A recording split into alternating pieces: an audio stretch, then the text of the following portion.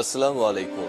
সবাইকে স্বাগত জানাচ্ছি। আমি নাসরুল হাসান তন্ময়। শুরুতে বিআরবি কেবল সংবাদ শিরোনাম।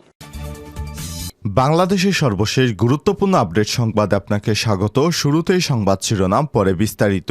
শুরুতেই জানিয়ে দিব, পাহাড় থেকে জলাশয় সবই দখল করেছিলেন সাবেক পররাষ্ট্রমন্ত্রী ডক্টর হাসান মাহমুদের পরিবারের সদস্যরা। Video viral. সাবেক পররাষ্ট্রমন্ত্রী ডক্টর হাসান মাহমুদ গেল 15 বছর ধরে তার পরিবারের দাপটের কাছে অসহায় ছিল চট্টগ্রামের রাঙ্গুনিয়ার মানুষ। তার ক্ষমতার প্রভাবে তার ভাইয়েরা দখল করে নেয় সরকারি বনের 212 একর জমি, যেখানে গড়ে তোলা হয় রিসোর্ট, খামার, বাগানসহ নানা স্থাপনা। এখন এসব জমি দখলমুক্ত করতে অভিযানে নেমেছে সরকারি বিভিন্ন বিভাগ। এরপর জানিয়ে দিব, সালমান এফ রহমান, আনিসুল হক, সাদেক খান এবং মেজর জিয়াউল আহসান আবারও রিমান্ডে। বাড্ডা ফুজি টাওয়ারের সামনে সুমন শিকদারকে গুলি করে হত্যার অভিযোগে করা মামলায় সাবেক আইনমন্ত্রী আনিসুল হক, শেখ হাসিনার বেসরকারি শিল্প বিষয়ক বিনিয়োগ উপদেষ্টা Salman F Rahman, major general Ziaul Ahsan সহ অন্যান্য বিভিন্ন নেতাদের আবারও 5 দিনের রিমান্ড মঞ্জুর করেছে আদালত। এদিকে গোপালগঞ্জ থেকে নিয়োগ পাওয়া আনসারদের সংখ্যা জানালেন মহাপরিচালক। দাবি দেওয়া মেনে নেওয়ার আশ্বাস দেওয়ার পরও সচিবালয়ের সামনে অবস্থান নিয়ে বিশৃঙ্খলা সৃষ্টি করেন আনসার সদস্যরা। এমনকি ঢাকা বিশ্ববিদ্যালয়ের শিক্ষার্থীদের উপর হামলা করেন তারা। এমন ঘটনার পর বিভিন্ন সামাজিক যোগাযোগ মাধ্যমে ছড়িয়ে পড়েছে শুধু গোপালগঞ্জ জেলা থেকেই 29,000 আনসার সদস্য নিয়োগ দেওয়া হয়েছে। তবে এই তথ্যটি সঠিক নয় বলে দাবি করেছেন আনসার এবং গ্রাম প্রতিরক্ষা বাহিনীর মহাপরিচালক মেজর জেনারেল আব্দুল মোতালেব সাজ্জাদ মাহমুদ। তিনি বলেন, গোপালগঞ্জ জেলা থেকে নিয়োগ পাওয়া আনসারদের সংখ্যা 1,300 জন। এবারে জানাবো, ভয়াবহ বন্যা, কমছে পানি, মিলছে গলিত মরাদেহ। এক জেলাতেই 17 জনের লাশ। সম্প্রতি ভারতের উজান থেকে নেমে আসা পাহাড়ি ঢল এবং অতিবৃষ্টির কারণে ফেনীতে স্মরণকালের ভয়াবহ বন্যা হয়েছে। এতে জেলার 6টি উপজেলা প্লাবিত হয়ে 10 লাখ মানুষ পানিবন্দী হয়ে পড়েছে। অনেকেই জ্বরের পানিতে ভেসে যায়, তবে মৃতের সংখ্যা নিশ্চিত হওয়া যায়নি। তখন ইতিমধ্যে পানি কমে যায়, অনেকের গলিত মরাদেহ বিভিন্ন স্থানে পাওয়া গেছে। এ পর্যন্ত শুধুমাত্র ফেনী জেলায় 17 জনের লাশ পাওয়া গেছে। এদিকে বাংলাদেশ থেকে ভারতে গ্যাস রপ্তানি হয় না বললেন জ্বালানি মন্ত্রণালয়। সম্প্রতি সামাজিক যোগাযোগ মাধ্যমে বাংলাদেশ থেকে ভারতের পাইপলাইনের মাধ্যমে গ্যাস রপ্তানির বিষয়টি আলোচিত হচ্ছে বলে জানিয়েছে তারা। বলা হচ্ছে, বিগত আওয়ামী লীগ সরকারের আমলে গ্যাস রপ্তানি হলেও অন্তর্বর্তীকালীন সরকার এসে তা বাতিল করেছে। তবে তা পুরো ব্যাপারটি গুজব বলে উল্লেখ করেছে জ্বালানি মন্ত্রণালয়। বৃহস্পতিবার এক বার্তায় এসব ব্যাখ্যা জানায় জ্বালানি এবং খনিজ সম্পদ মন্ত্রণালয়। ব্যাখ্যায় বলা হয়েছে, বাংলাদেশ থেকে ভারতে পাইপলাইনের মাধ্যমে গ্যাস রপ্তানি করার মতো মর্মে 25 আগস্ট থেকে বিভিন্ন সামাজিক যোগাযোগ মাধ্যমে দাবি করা হচ্ছে। সামাজিক যোগাযোগ মাধ্যমে আরও বলা হচ্ছে যে, পূর্বে আওয়ামী লীগ সরকার কর্তৃক ভারতে পাইপলাইনের মাধ্যমে গ্যাস রপ্তানি করা হতো, কিন্তু বর্তমান সরকারের ক্ষমতা এসে এই সিদ্ধান্ত বাতিল করা হয়েছে। এর পরিপ্রেক্ষিতে ভারতের বিভিন্ন রাজ্যে বাংলাদেশ থেকে গ্যাস সরবরাহ করা লাইনের সংযোগ বন্ধ করে দিয়েছে বাংলাদেশ। একই দাবিতে একটি ভিডিও প্রচার করা হয়েছে। প্রকৃতপক্ষে বাংলাদেশ থেকে কোনো প্রকার প্রাকৃতিক গ্যাস পাইপলাইনের মাধ্যমে ভারতে রপ্তানি হয় না।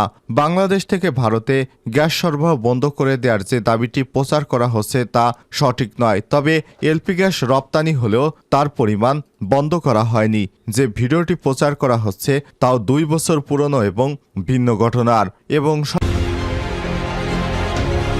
সর্বশেষ জানিয়ে দেব, সাংবাদিক সহ 92 মার্কিন নাগরিকের রাশিয়ায় প্রবেশ নিষেধাজ্ঞা।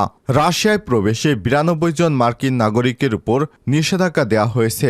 আজ রাশিয়ার পররাষ্ট্র মন্ত্রণালয়ের এক বিবৃতিতে সব তথ্য জানানো হয়েছে। ইউক্রেন যুদ্ধে ইস্যুতে যুক্তরাষ্ট্রের সঙ্গে মস্কোর সম্পর্কে সবচেয়ে খারাপ অবস্থা পার করছে। স্নায়ুযুদ্ধের পর দুই দেশের কূটনীতিতে এটি সবচেয়ে বড় সংকটের সূত্রপাত ঘটিয়েছে। মঙ্গলবার রাশিয়া বলছে, ইউক্রেনকে পশ্চিমা ক্ষেপণাস্ত্র দিয়ে রাশিয়ার গভীরে আঘাত করার অনুমতি দেওয়ার বিষয়টি তীব্র প্রতিবাদ জানায়। এ ধরনের কাজের অর্থ হচ্ছে পশ্চিমা আগুন দিয়ে খেলছে ইউক্রেন। এর জবাব হিসেবে এবার রাশিয়ায় পশ্চিমাদের নিষেধাজ্ঞা দেওয়া হলো। প্রিয় দর্শক, এতক্ষণ শুনছিলেন সংবাদ শিরোনাম, এবারে বিস্তারিত। তবে তার আগে বন্ধুরা অনুরোধ থাকবে এই সংবাদটিতে একটি লাইক দিন। এই চ্যানেলে আপনি নতুন হয়ে থাকলে আমাদের সংবাদটি দেখতে দেখতে চ্যানেলটি সাবস্ক্রাইব করে রাখুন। কমেন্ট করে আপনার মূল্যবান মতামত জানিয়ে দিন বন্ধুরা, এই সংবাদটি আপনি বিশ্বের কোন দেশ থেকে বা বাংলাদেশের কোন স্থান থেকে দেখছেন এবং শুনছেন। এবারে বিস্তারিত। পাহাড় থেকে জলাশয় সবই দখল করেছিলেন হাসান মাহমুদের পরিবারের সদস্যরা। সাবেক পররাষ্ট্রমন্ত্রী ডক্টর হাসান মাহমুদ গেল 15 বছর ধরে তার পরিবারের দাপটের কাছে অসহায় ছিল চট্টগ্রাম রাঙ্গুনিয়া এলাকার মানুষ। তার ক্ষমতার প্রভাবে ভাইরা দখল করে নেয় সরকারি বনের 212 একর জমি, যেখানে গড়ে তোলেন রিসোর্ট, খামার, বাগান সহ নানা স্থাপনা। এখন এসব জমি দখলমুক্ত করতে অভিযানে নেমেছে বন বিভাগ। রাঙ্গুনিয়া উপজেলা, যার সব দিকে চোখ পড়েছিল সাবেক পররাষ্ট্রমন্ত্রী ডক্টর হাসান মাহমুদের পরিবারের। পাহাড় থেকে শুরু করে জলাশয় সবকিছু তাদের দখলে ছিল।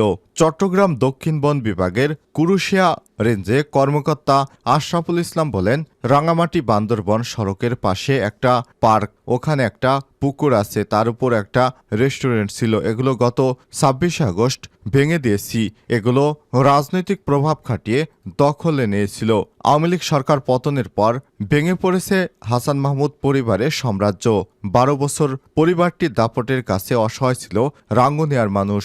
ভয়ে কেউ মুখ না খুললেও এখন তারা কথা বলছেন ডক্টর হাসান মাহমুদের পরিবারের দখল আর অন্যায়ের বিরুদ্ধে। সালমান আনিসুল এবং সাদেক জিয়াউল আহসানের আবারও রিমান্ড। বাড্ডা ফুজি টাওয়ারের সামনে সুমন শিকদারকে গুলি করে হত্যার অভিযোগে করা মামলায় সাবেক প্রধানমন্ত্রী শেখ হাসিনার বেসরকারি এবং বিনিয়োগ বিষয়ক উপদেষ্টা সালমান এফ রহমান এবং আইনমন্ত্রী আনিসুল হকের 5 দিনের রিমান্ড মঞ্জুর করেছে আদালত। বৃহস্পতিবার আগস্টে ঢাকার মেট্রোপলিটন ম্যাজিস্ট্রেট নুরুল হুদা চৌধুরী তাদের 5 দিনের রিমান্ড মঞ্জুর করেন। এছাড়াও আদাবরে পোশাক শ্রমিক রুবেল হত্যা মামলায় সাবেক এমপি সাদেক খান এবং সেনা কর্মকর্তা জিয়াউল আহসানের 5 দিনের রিমান্ড মঞ্জুর করা হয়েছে। এদিন সকাল 7টায় তাদের আদালতে হাজির করে পুলিশ। এরপর মামলার সুষ্ঠু তদন্তের জন্য বাড্ডা থানার মামলায় আনিসুল এবং সালমান এবং আদাবর থানায় সাদেক ও জিয়াউলকে 10 দিনের রিমান্ডে নিতে আবেদন করেন মামলার তদন্তকারী কর্মকর্তা। শুনানি শেষে আদালত তাদের 5 দিনের রিমান্ড মঞ্জুর করেন। গোপালগঞ্জ থেকে নিয়োগ পাওয়া আনসার সদস্যদের সংখ্যা জানালেন মহাপরিচালক। দাবি দাওয়া মেনে নেওয়ার আশ্বাস দেওয়ার পরও সচিবালয়ের সামনে অবস্থান নিয়ে বিশৃঙ্খলা সৃষ্টি করেছে আনসার সদস্যরা। এমনকি ঢাকা বিশ্ববিদ্যালয়ের শিক্ষার্থীদের উপর হামলা করেন তারা। এই ঘটনার পর বিভিন্ন সামাজিক যোগাযোগ মাধ্যমে ছড়িয়ে পড়ে যে শুধু গোপালগঞ্জ জেলা থেকেই 29,000 আনসার সদস্য নিয়োগ দেওয়া হয়েছে। তবে এই তথ্যটি সঠিক নয় বলে দাবি করেছে আনসার এবং গ্রাম প্রতিরক্ষা বাহিনীর মহাপরিচালক মেজর জেনারেল আব্দুল মোতালেব সাজ্জাদ। বুধবার 28 আগস্ট রাজধানীর খিলগাঁও আনসার এবং গ্রাম প্রতিরক্ষা বাহিনীর সদর দপ্তরের সাংবাদিকদের সঙ্গে মতবিনিময়কালে এই দাবি করেন তিনি। এ সময় তিনি বলেন, এ পর্যন্ত 29,000 আনসার সদস্য নিয়োগের যে তথ্যটি সামাজিক যোগাযোগ মাধ্যমে ভাইরাল হয়েছে সেটি গুজব। তবে এই তথ্যটি সঠিক নয় দাবি করে আনসার এবং গ্রাম প্রতিরক্ষা বাহিনীর মহাপরিচালক জেনারেল আব্দুল মোতালেব সাজ্জাদ তিনি বলেছেন, এ পর্যন্ত 1,300 জনকে গোপালগঞ্জ থেকে নিয়োগ দেওয়া হয়েছে। এখানে জেলাভিত্তিক নিয়োগ দেয়া হয় বলে শুধুমাত্র গোপালগঞ্জ থেকে এত সংখ্যক আনসার নিয়োগ দেওয়া সম্ভব নয়। কমছে পানি, মিলছে গলিত মরাদেহ। এক জেলাতেই 17 জনের মৃত্যু। সম্প্রতি ভারতের উজান থেকে নেমে আসা পাহাড়ি ঢল এবং ভারতের পানির বাঁধ থেকে পানি অপসারণের কারণে বাংলাদেশে 13টি জেলায় ভয়াবহ বন্যা দেখা দিয়েছে। এর মধ্যে ওই সময় মৃতের সংখ্যা মাত্র 23 জন বলা হলেও শুধুমাত্র ফেনীতে এ পর্যন্ত 17 জনের লাশ পাওয়া গেছে। গতরাতে পুলিশের বরাত দিয়ে ফেনী জেলা প্রশাসক সূত্রে মৃতের সংখ্যা 17 জন বলে জানিয়েছে।